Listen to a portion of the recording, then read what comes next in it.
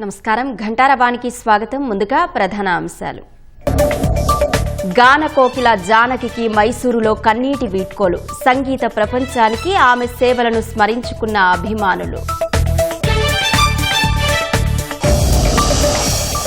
పవన్ కు 3 వారాలు విశ్రాంతి అవసరమన్న చంద్రబాబు. ముంబై కోకిలాబెన్ ఆసుపత్రికి వెళ్లి పరామర్శ.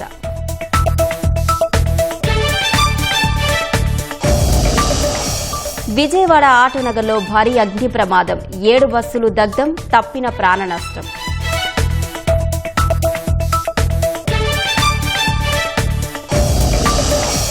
విశాఖలో పలు ప్రాంతాల్లో భూ ప్రకంపనలు. 4.5 తీవ్రతతో తీరంలో 32 చోట్ల కంపించిన భూమి.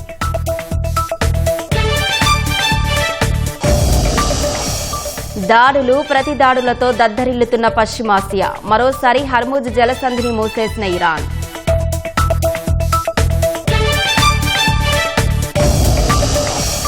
హర్ముజ్లో వాణిజ్య నౌకపై ఇరాన్ కాల్పులు. భారత నావికుడు గల్లంతుపై కేంద్రం ఆగ్రహం.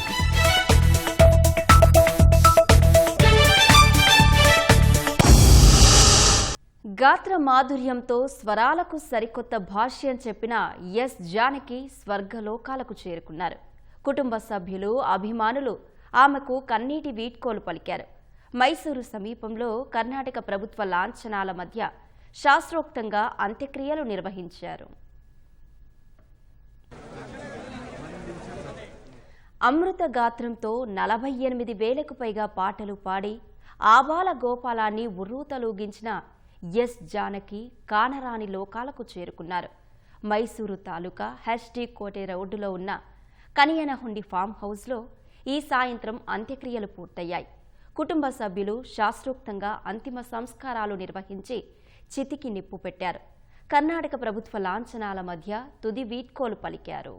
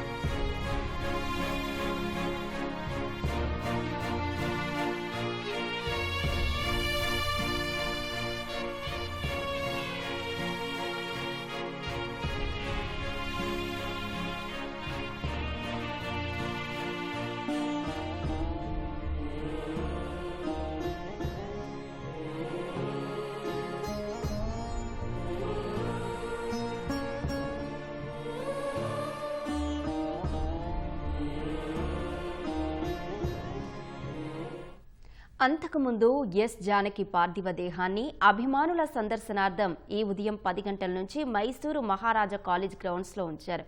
శాశ్వత నిద్రలో ఉన్న జానకమ్మను చూసి అభిమానులు కంటతడి పెట్టారు. సాయంత్రం 4 వరకు వేల సంఖ్యలో అభిమానులు అమృత గాయనిని కడసారి చూసి కన్నీటి నివాళులు అర్పించారు.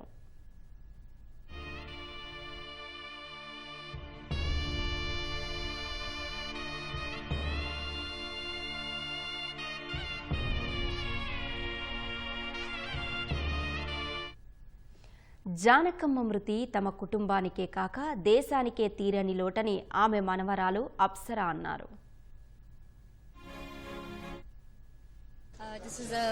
This is a great loss, not just to our family, for the whole nation, for the whole world. My grandmom was a very versatile singer. She had the most expressive type of singing. I think everybody who listens to her music knows that, and I'm very honored to have been her granddaughter in this lifetime. I have learned so many things from her as a grandmother, not just as a celebrity, but first and foremost she was my grandmother. She will be deeply missed, not just by me, the whole world. Janakamma మృతితో దేశం ఒక సంగీత దిగ్గజాన్ని కోల్పోయిందని రాష్ట్రపతి ద్రౌపది ముర్ము పేర్కొన్నారు. ఈ మేరకు సామాజిక మాధ్యమం ఎక్స్లో post చేశారు. జానకి తన గాత్రంతో ఎన్నో తరాలను మంత్రముగ్ధులను చేశారని రాసుకొచ్చారు. 60 ఏళ్ల కెరీర్లో సుమారు 20 భారతీయ భాషల్లో వేల పాటలను పాడారని గుర్తు చేసుకున్నారు. ఆమె పాటలు చరిత్రలో ఎప్పటికీ నిలిచి ఉంటాయని తెలిపారు. జానకమ్మ మరణం సంగీత సాంస్కృతిక ప్రపంచానికి తీరని లోటని ప్రధాని నరేంద్ర మోదీ అన్నారు. వివిధ భాషల్లో ఆమె పాడిన పాటలు 2-3 తరాల ప్రజలను అలరించాయని రాసుకొచ్చారు. ఆమె మధురమైన పాటలు భవిష్యత్తులోనూ శ్రోతలను మంత్రముగ్ధులను చేస్తూనే ఉంటాయని పేర్కొన్నారు. జానకి బహుముఖ ప్రజ్ఞాశాలి అని కొనియాడారు. ఈ విషాద సమయంలో ఆమె కుటుంబ సభ్యులు అభిమానులకు ప్రగాఢ సానుభూతి తెలియజేస్తున్నట్లు ప్రధాని ఎక్స్లో పోస్ట్ చేశారు. దక్షిణ భారత గాన కోకిల ఎస్ జానకికి ముఖ్యమంత్రి చంద్రబాబు నివాళి అర్పించారు. క్యాంప్ కార్యాలయంలో జానకమ్మ చిత్రపటానికి పూలమాల వేసి భారతీయ సంగీత రంగానికి ఆమె అందించిన విశిష్ట సేవలను స్మరించుకున్నారు. తెలుగు నేలపై జన్మించిన జానకమ్మ 6 దశాబ్దాలకు పైగా తన అపూర్వ గానంతో కోట్లాది సంగీత అభిమానుల హృదయాలను గెలుచుకున్నారని కొనియాడారు. ఆమె పాటలు అందరి హృదయాల్లో నిలిచిపోతాయన్నారు. జానకమ్మ కుటుంబ సభ్యులకు అభిమానులకు తన ప్రగాఢ సానుభూతిని తెలిపారు. ఆమె ఆత్మకు శాంతి చేకూరాలని భగవంతుణ్ణి ప్రార్థించారు.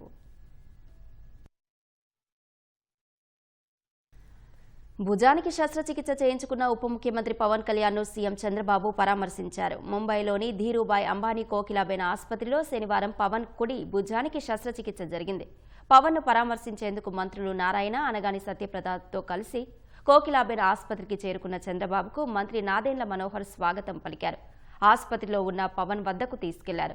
పవన్తో మాట్లాడిన సీఎం ఆయన ఆరోగ్య పరిస్థితిపై వాకబు చేశారు.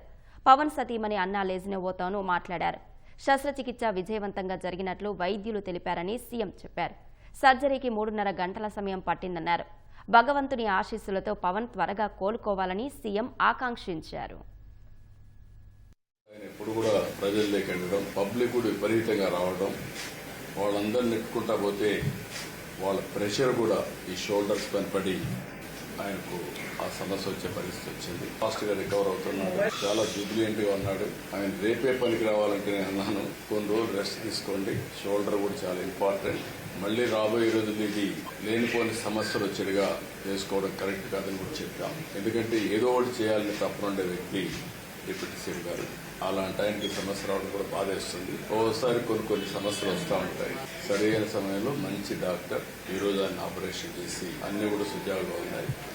ఏదేమైనప్పటికీ ఆపరేషన్ సక్సెస్ఫుల్ అయింది.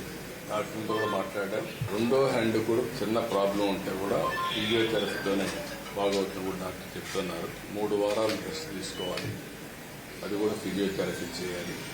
అవన్నీ చేసి ఒక 3 వీక్స్ తర్వాత ఎప్పటికప్పుడు దాన్ని స్ట్రెంగ్తన్ చేసుకోవడానికి ఏం చేయాల్సిన అవసరం. తొందరగా రికవర్ కావాలి, మళ్ళీ నార్మల్గా అన్ని విధాల హెల్తీగా ఉండి సుజావుగా ప్రజలు చేర్చుకోవాలని మనస్ఫూర్తిగా ఆకాంక్షిస్తూ తొందరలో కోలుకోవాలని మనస్ఫూర్తిగా.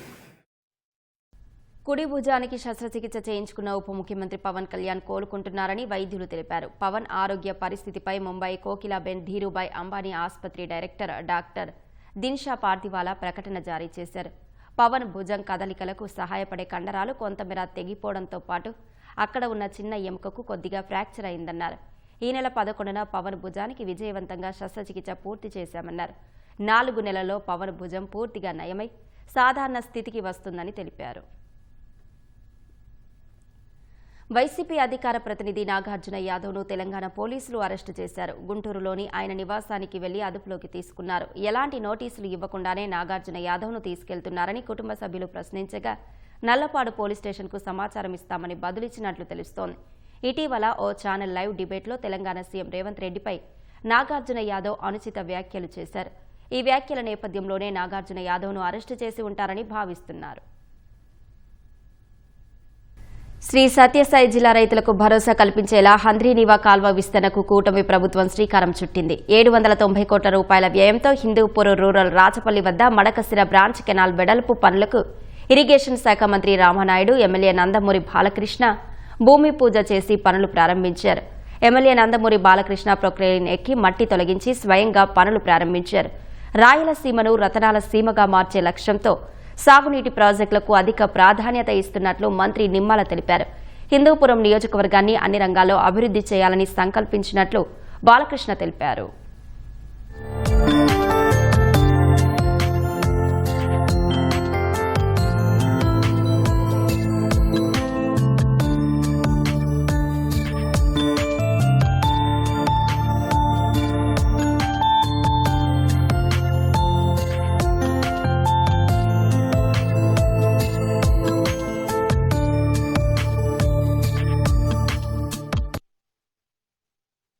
మరి రాయలసీమను రతనాలసీమగా మార్చాలని ఈరోజు చంద్రబాబు నాయుడు గారు పర్టికులర్గా హంద్రీనివా అంటే రాయలసీమకు ఒక జీవనాడి.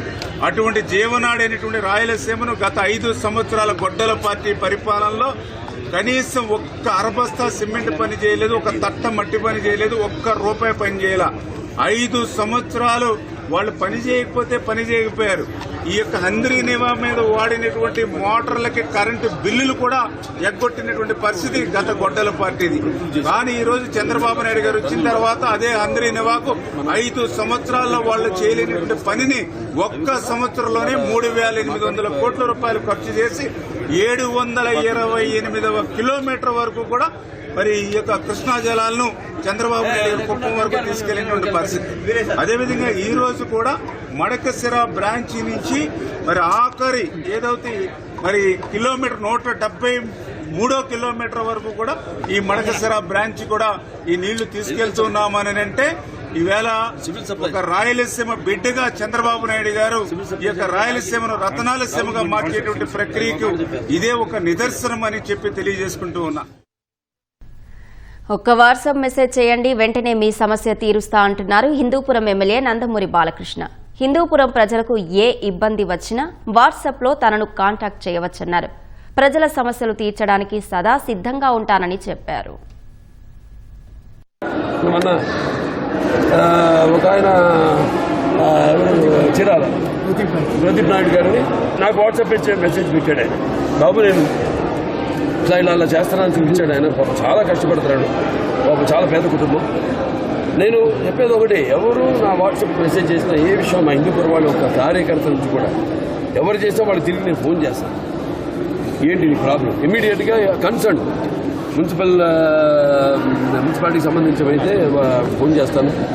చెత్తకి పేరుకుపోయిందంటే అదంతా చూడండి వెంటనే అంటాను. లేకపోతే అలాగే ఈ ప్రదీప్ నాయుడు గారు ఆయన నాకు ఒక మెసేజ్ పెట్టడం జరిగింది. పాపం ఎంత కష్టపడుతున్నాను, పాపం అంత హ్యాట్స్ ఆఫ్, అంత కష్టపడిన దానికి తగిన ప్రతిఫలం లేదు. వెంటనే నేను ఫోన్ చేసి మాట్లాడడం జరిగింది. ఆయన పిలిపించుకుని ఆయన కూడా మాట్లాడడం జరిగింది. స్పోర్ట్స్ మినిస్టర్ గారికి ఫోన్ చేయడం జరిగింది. అలాగే మన రవి నాయుడు గారికి కూడా మాట్లాడడం జరిగింది. లేదు అతని గోల్ ఒకటే, ఒలింపిక్స్కి వెళ్ళాలి నేను అన్నది అతని గోల్. అది ఉండాలి అందరిలో కూడా. అగ్రిగోల్డ్ బాధితుల సమస్య పరిష్కారానికి ప్రభుత్వం తీసుకుంటున్న చొరవపై కస్టమర్లు ఏజెంట్ల సంక్షేమ సంఘం హర్షం వ్యక్తం చేసింది. అగ్రిగోల్డ్ కేసులకు సంబంధించి ప్రత్యేక కోర్టును వెంటనే ఏర్పాటు చేయాలని కోరింది. త్వరగా సమస్యను పరిష్కరించాలని మంత్రుల కమిటీకి విజ్ఞప్తి చేసింది. అగ్రిగోల్డ్ కేసు దర్యాప్తు కోసం సమర్థులైన అధికారులతో ప్రత్యేక బృందాన్ని నియమించాలని సంక్షేమ సంఘం అధ్యక్షుడు ముప్పాల నాగేశ్వరరావు కోరారు. గత నెల 29వ తారీఖున 5 మంత్రులతో అగ్రిగోల్డ్ సమస్యని 6 మాసాల్లో పూర్తి చేయాలని ముఖ్యమంత్రి గారి యొక్క పట్టుదల మేరకు మినిస్టర్స్ కమిటీ ఏర్పడింది.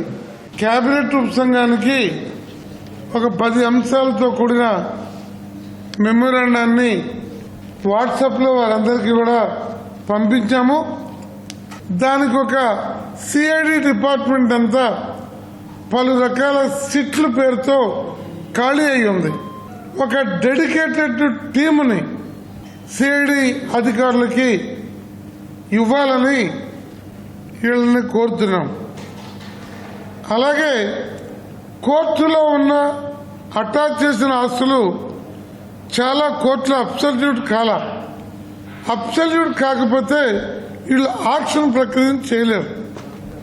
అందుకని ఇమ్మీడియట్ గా స్పెషల్ కోర్టుని ఆక్షన్లో తెచ్చి ఈ అటాచ్డ్ ప్రాపర్టీస్ అన్నింటినీ అబ్సల్యూట్ చేపించమని కోరుతున్నాం.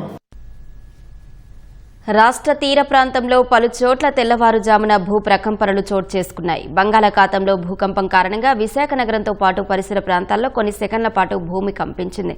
నేషనల్ సెంటర్ ఫర్ సిస్మోలజీ నివేదిక ప్రకారం తెల్లవారుజామున 5:06 సమయంలో బంగాళాఖాతంలో భూకంపం వచ్చింది. రిక్టర్ స్కేలుపై 4.5గా తీవ్రత నమోదైంది.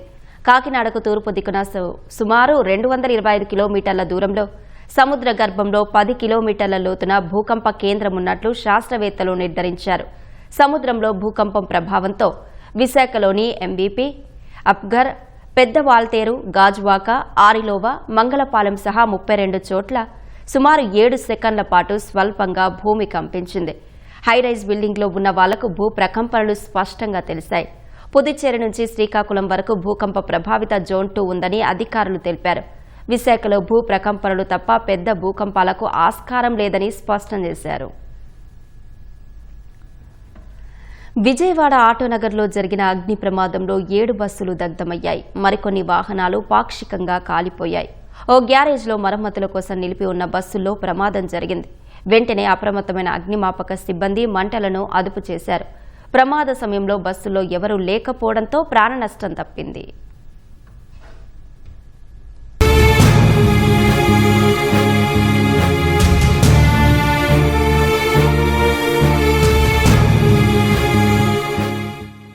విజయవాడ ఆటోనగర్లో మిట్ట మధ్యాహ్నం ఓ మెకానిక్ షెడ్డులో భారీ అగ్ని ప్రమాదం జరిగింది. ఒక్కసారిగా మంటలు ఉవ్వెత్తున ఎగిసిపడ్డాయి. పొగలు దట్టంగా వ్యాపించడంతో స్థానికులు భయాందోళనకు గురయ్యారు. మెకానిక్ షెడ్డులో నిలిపి ఉంచిన ఓ బస్సులో తొలుత మంటలు చెలరేగాయి. అనంతరం పక్కనే ఉన్న బస్సులకు అంటుకున్నాయి. ఒక్కసారిగా ప్రమాద తీవ్రత పెరిగింది. బస్సులో సీట్లు, టైర్లు మంటలకు కాలిపోయాయి. మెకానిక్ షెడ్డులో మరమ్మతుల కోసం తెచ్చిన బస్సులను నిలిపి ఉంచారు. దీనివల్ల ప్రమాద తీవ్రత పెరిగింది.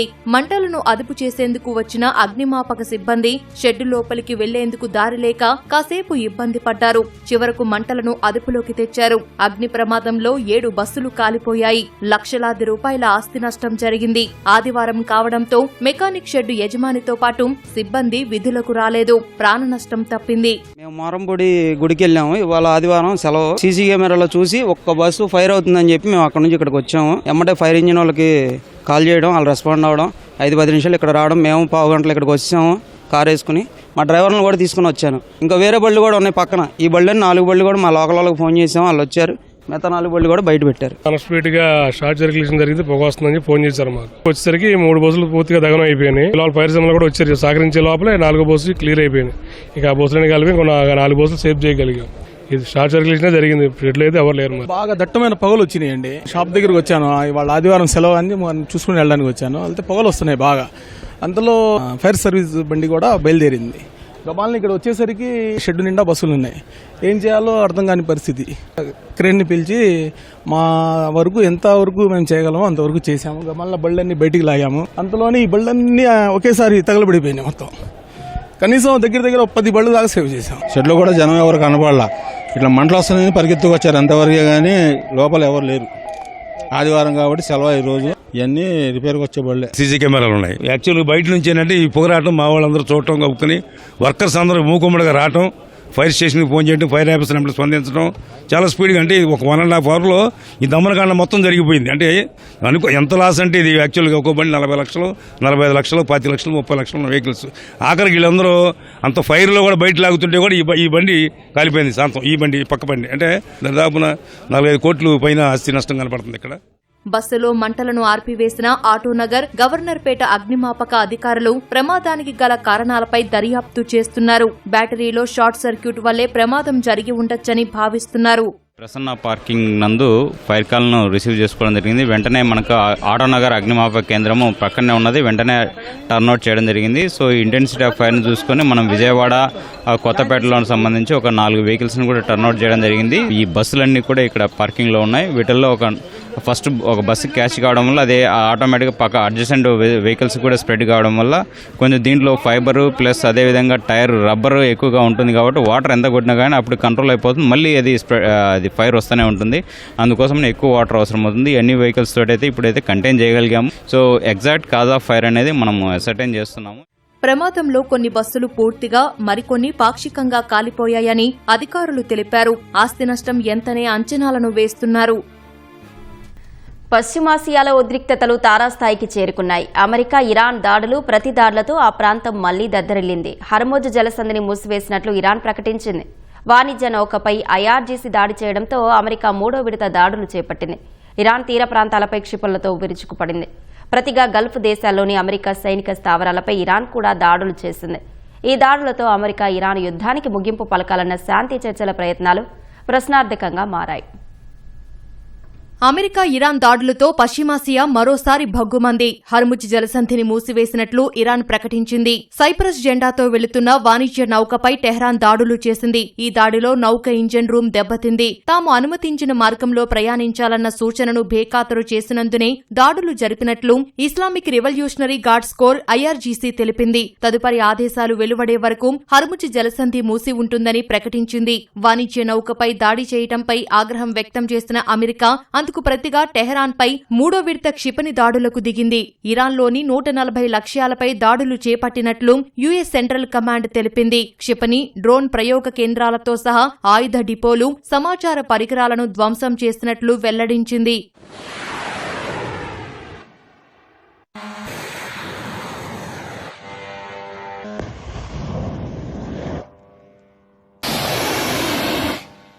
అమెరికా దాడుల నేపథ్యంలో ఇరాన్ సైతం ప్రతిదాడులకు దిగింది. గల్ఫ్ దేశాల్లోని అమెరికా సైనిక స్థావరాలపై దాడులు చేసింది. యుఏఈ, ఖతార్, బహ్రెయిన్, కువైట్, జోర్డాన్లపై డ్రోన్లు, క్షిపణులతో విరుచుకుపడింది. ఇరాన్ దాడులకు ముందు మిడిలీస్ట్ దేశాల్లో సైరన్ల మోత మోగింది. ఇరాన్ క్షిపణులను తమ గగనతలంలోనే అడ్డుకున్నట్లు ఖతార్ ప్రభుత్వం వెల్లడించింది. అయితే వాటి శకలాలు పడి పలువురు గాయపడినట్లు తెలిపింది. హర్ముజ్లో ఉద్రిక్తతల దృష్ట్యా ఆ మార్గం గుండా నౌకల రాకపోకలను తక్షణమే నిలిపివేయాలని ఖతార్ నిర్ణయించింది. తదుపరి ఆదేశాలు వచ్చే వరకు ఆంక్షలు అమల్లో ఉంటాయని పేర్కొంది. కువైట్ సైతం ఇరాన్ దాడులను అడ్డుకుంది. హర్ముజ్ జలసంధి సమీపంలోని ఈశాన్య ప్రాంతాలపై టెహ్రాన్ దాడులు జరిపినట్లు ఒమన్ ప్రభుత్వం వెల్లడించింది. ఇరాన్ క్షిపణులు తమ గగనతలం దాటలేదని యుఏఈ పేర్కొంది.